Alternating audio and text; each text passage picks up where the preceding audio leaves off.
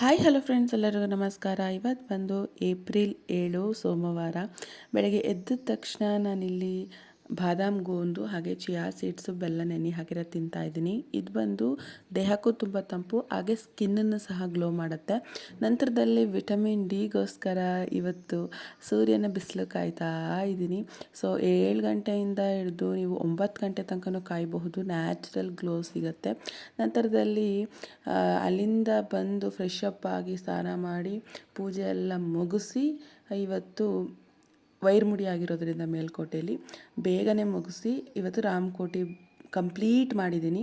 35,000 complete. ಒಂದು ರಾಮಕೋಟಿ ಬರೆಯೋದೇ book ಸಿಗುತ್ತೆ, ಆ ಬುಕ್ಕು ಕಂಪ್ಲೀಟ್ ಆಗಿತ್ತು.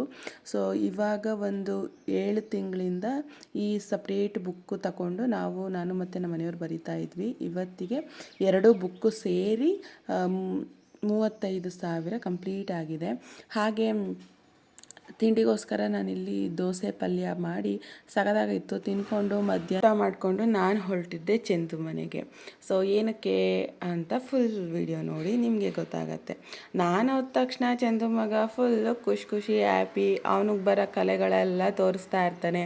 ಅವ್ನು ತಗೊಂಡಿರೋ ಹೊಸ ಆಟ ಸಾಮಾನುಗಳೆಲ್ಲ ನನಗೆ ಪರಿಚಯ ಮಾಡ್ಕೊಡ್ತಾ ಇರ್ತಾನೆ. ಅತ್ತೆ ನೋಡು ನಾನು ಹೆಂಗೆ ಇದು ಮಾಡ್ತೀನಿ ಅಂತ. ಸೊ ಸರಿ ಅಂತ ಅಂದ್ಬಿಟ್ಟು ಇವತ್ತು ನಾನು ವಡೆ ಪಾಯಸ ರೆಡಿ ಮಾಡಿದೆ. ಅವಳು ಮೂಲಂಗಿ ಬೇಳೆ ಸಾಂಬಾರು ಅನ್ನ ರೆಡಿ ಮಾಡಿದ್ಲು. ಏನಕ್ಕೆ ಅಂದರೆ ವೈರ್ಮುಡಿ ವಿಶೇಷ.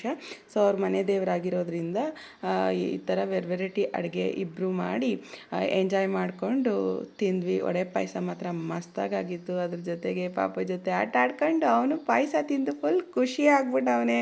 ಈ ಥರ ಡ್ಯಾನ್ಸ್ ಮಾಡ್ತವನೆ ನೋಡಿ.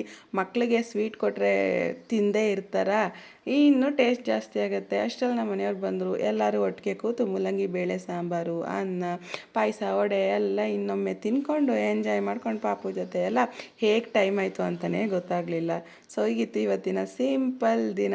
ಮನೆಗೆ ಬಂದ್ವಿ.